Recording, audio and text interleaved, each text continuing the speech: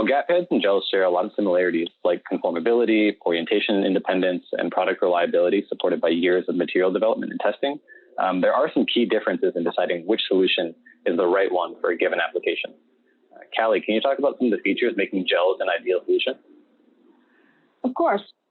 So gels are typically used in high volume applications where customers really need an automated process or high precision shot size repeatability. And typically these are also used in applications where customers need low compression force, meaning that once the gel is compressed down, there isn't much force on the components themselves.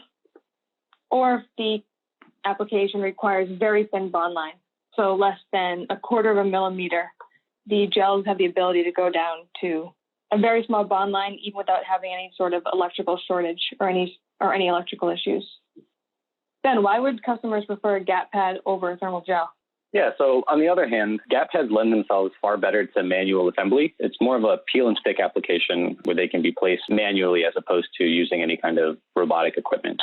Additionally, gap pads, considering they're available in 18 by 18 sheets, have the advantage of being able to cover a large continuous area, while they can also be die cut to meet complex geometries. Thicker gap pads, as we've touched on, can provide a lot of vibration dampening, and applications that require it could see vibration, whether that's defense, aerospace, or automotive, for example. Also, gap pads tend to have the advantage of being available up to relatively thick bond lines and being able to take up tolerances.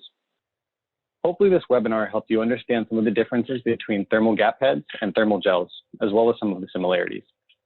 As a brief recap in determining which solution is best for your application, we'll do a final summary here.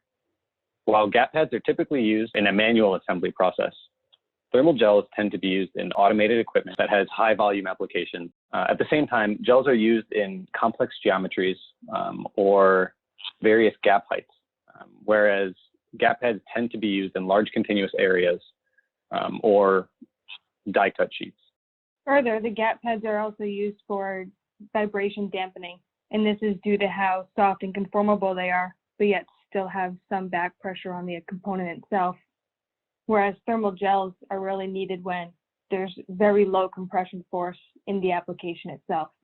The gels can also be used in very thin bond line applications, so less than 1/4 of a millimeter, whereas the gap pads can be used in applications where you need a much wider gap to be filled. As we discussed before, they can go up to 200 of a thousandth inch or even up to 1/2 inch if needed.